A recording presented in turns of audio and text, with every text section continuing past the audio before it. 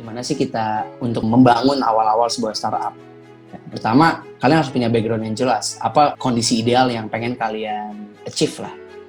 Yang kedua, kalian harus benar-benar cari problem yang sebenarnya itu apa gitu. Solve the problem gitu. Ya cari aja gitu sekeliling kalian. Pasti banyak banget masalah. Yang paling penting adalah kalian harus berempati gitu kepada user kalian. Makanya rata-rata orang yang buat startup itu harus lebih mudah ketika kalian sesuai dengan apa hobi kalian gitu. Contoh kayak aku hobi ngajar dan aku buat startup edukasi. Di situ aku akan mudah berempati dengan user aku juga. Problemnya jadi lebih nyata gitu kelihatan. Ketiga, ada opportunity apa sih yang kalian lihat itu? Momentum kah? Atau kalian punya resource yang besar? Atau ada regulasi baru dari pemerintah? Dan sebesar apa kompetisi di market gitu? Dan itu yang harus kalian lihat. Sebelum terakhir ya carilah solusi apa yang pengen kalian bentuk dari permasalahan tersebut. Dan yang paling penting, cari teman. Karena jujur akan sangat sulit ketika kalian ngebangun startup sendirian. Ya bisa sih, cuman capek aja gitu.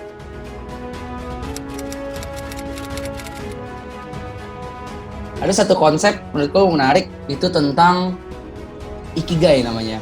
Ini konsep dari Jepang nih, kayak kita disuruh nyari Japanese concept meaning a reason for being gitu, kayak apa sih yang kita suka dan apa yang dibutuhkan oleh dunia, dan apa sih yang kita tuh jago di bagian apa, dan apa yang kita tuh bisa dibayar oleh hal tersebut gitu. Dan ketika kita udah menemukan 4 hal ini dan itu beririsan semua, kalau di Jepang itu ya berarti kita udah menemukan ikigai kita gitu. Alasan kita untuk bangun pagi itu apa gitu.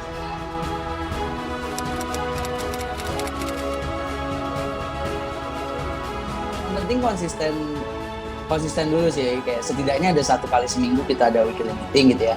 Di weekly meeting juga kita cuma bahas hal ringan aja, kayak apa yang udah kita kerjain seminggu lalu, terus apa yang mau kita kerjakan minggu depan, dan terus ada masalah apa selama 1 minggu ini gitu. Dan kedua, kalau masalah waktu ya aku sih selalu setidaknya aku sediakan beberapa jam gitu sehari untuk ngurus Eduka gitu.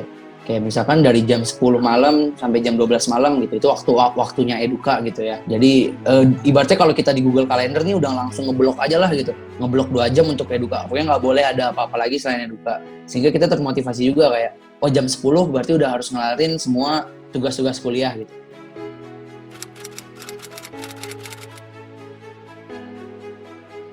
Kalau kata dosen aku, dia pernah bilang ya, di jurusan itu kenapa di informatika ITB itu juga kita diajarin bener-bener konsep dasarnya banget, kayak bener-bener dasarnya, dan itu nggak praktikal banget gitu. Kadang aku sempat kesel gitu, kita agak berdebat gitu sama dosennya, kayak kenapa Pak kita diajarin kok yang dasar bawah banget gitu, tapi ini kan udah nggak dipraktekkan lagi sekarang gitu. Nah, itu ya dosen aku cuma bilang, katanya kita itu di kuliah belajar cara mengendarai mobil gitu, bukan belajar mengendarai Avanza, mengendarai Xenia gitu. Sehingga kalau kita belajar mengendarai Avanza, ketika kita tiba-tiba ada mobil baru Xenia gitu, kita jadi nggak terbiasa gitu. Tapi ketika kita belajar mengendarai mobil, ketika ada hal baru ke depannya, kita bakal jadi ya kita tinggal beradaptasi dengan mudah lah gitu. Makanya itulah alasan apa di kuliah itu kita lebih banyak belajar teori, dan untuk praktikalnya itu adalah tugas kita sendiri untuk terus ngulik-ngulik gitu. Mungkin dulu ya setelah belajar ya langsung aja kayak coba aplikasiin konsepnya ke dalam iseng-iseng, kayak buat web, iseng-iseng buat Android misalkan. Jadi dari situ kan kita ya learning by doing juga, tapi kita udah tahu konsep dasarnya apa gitu.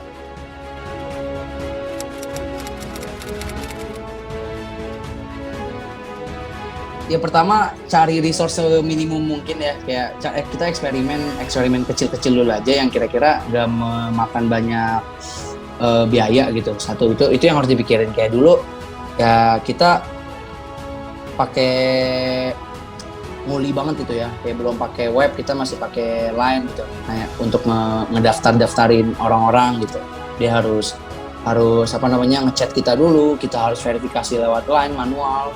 Dan sekarang kita udah di web gitu kan. Jadi dia cari effort terminimum mungkin gitu untuk bisa membuat minimum viable produk kalian. Produk minimumnya gimana. Dan kedua, ya saran dari aku ya benar-benar coba masukin ke lomba aja sih. Kayak dulu aku juga sama, kayak aku nggak punya biaya sama sekali gitu untuk mulai awal-awal. Ya akhirnya aku ikut-ikut banyak lomba aja gitu, masukin ke lomba-lomba dan uangnya untuk modal awal.